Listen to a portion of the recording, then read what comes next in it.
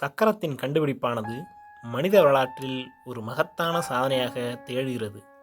சக்கரத்தின் முக்கியத்துவம் யாராலும் மறுக்க முடியாத ஒன்று.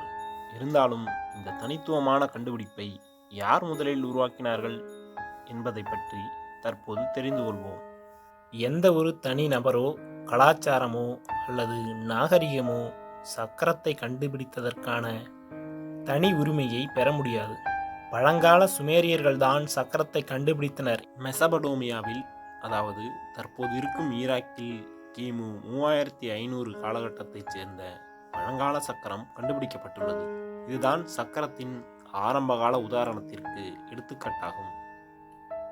பிற நாகரிகங்கள் மனித வரலாற்றின் பிற்கால பகுதியில் சக்கரத்தை யாருடைய உதவியும் இல்லாமல் சுயமாகவே கண்டுபிடித்துள்ளன. முதல் சக்கரம் கண்டுபிடிக்கப்பட்டதற்கான ஆரம்பகால சான்றுகள் பண்டைய சுமேரிய நாகரிக மக்களிடம் காணப்படுகிறது. மெசபடோமியாவின் பண்டைய சுமேரியர்கள்தான் சக்கரத்தை கண்டுபிடித்தனர் என்று சொல்வது தற்போது சரியானதாக இருக்கிறது. இருப்பினும் சீனா, சிந்து சமவெளி மற்றும் எகிப்தில் உள்ள பிற நாகரிகங்களும் சுயமாகவே சக்கரங்களை உருவாக்கியுள்ளனர். சக்கரத்தை செய்யும் முறைகள், அதில் இருக்கும் நுணுக்கமான வேலைகள் ஆகியவற்றை பற்றிய அறிவானது வணிகம் மற்றும் வர்த்தகத்தின் மூலம் உலகம் முழுவதும் பரவியது. இதனால் எந்த நாகரிகமும் சக்கரத்தின் மீதான உரிமையை கோர முடியாது என்பது உண்மை. மெசபடோமியாவில் ஆரம்பத்தில் அங்குள்ள குயவர்கள் மட்பாண்டங்களை செய்வதற்காக சக்கரங்களை பயன்படுத்தியுள்ளனர். சக்கரங்கள் உதவியுடன் கைவினைஞர்கள் களிமண்ணை கொண்டு மிகவும் திறமையான பல பொருட்களை உருவாக்கியுள்ளனர்.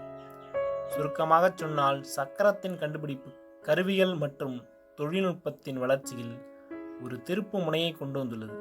தூரமான பகுதிகளுக்கு செல்லவும், பொருட்களை ஓரிடத்திலிருந்து மற்றொரு இடத்திற்கு கொண்டு செல்லவும், இந்த உலகை நமக்கு தெரிந்தபடி வடிவமைக்கவும் தற்போது வரை சக்கரம் உதவி கொண்டிருக்கிறது. ஆரம்பகால விவசாய முன்னேற்றங்கள் முதல் நவீன தொழில்துறை யுகம் வரை சக்கரமானது புதுமையின் நீடித்த அடையாளமாக திகழ்கிறது.